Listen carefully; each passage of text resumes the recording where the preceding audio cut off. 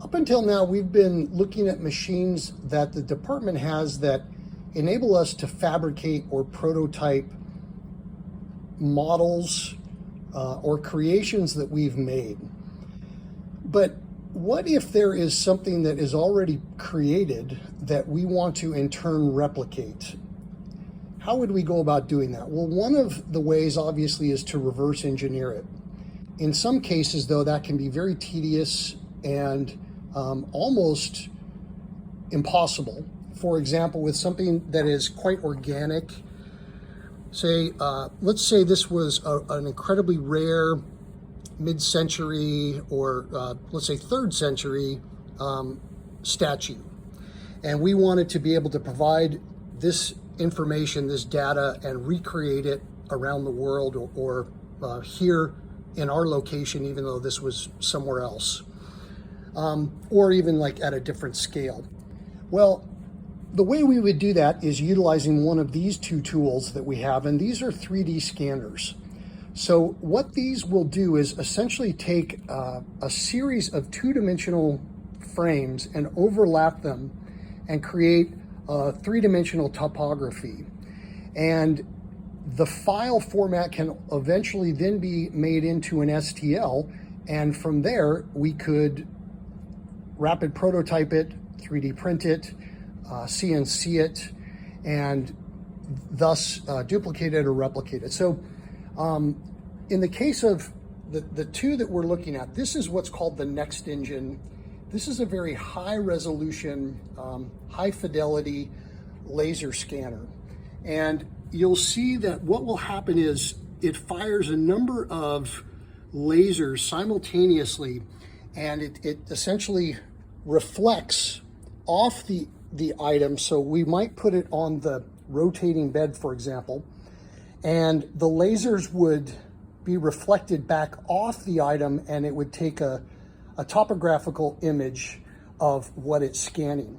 And the nice thing about this bed is it will actually provide a 360-degree rotation of the object, and so it will create the image without us having to manually rotate it.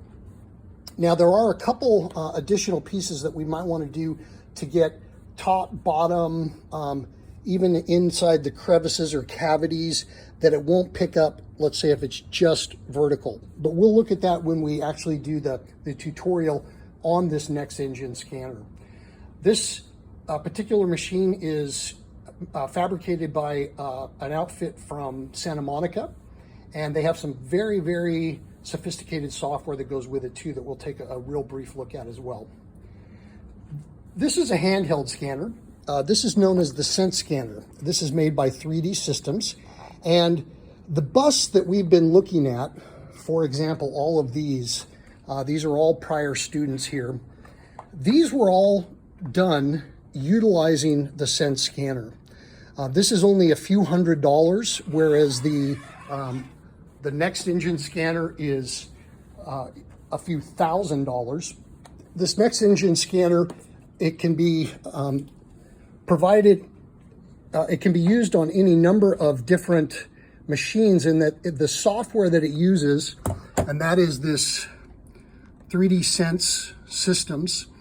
That's a free download, and you could download it onto any computer, and as long as you had the specific ID number for this scanner, you could use it. So you could even take it home and scan your folks or your children or what have you.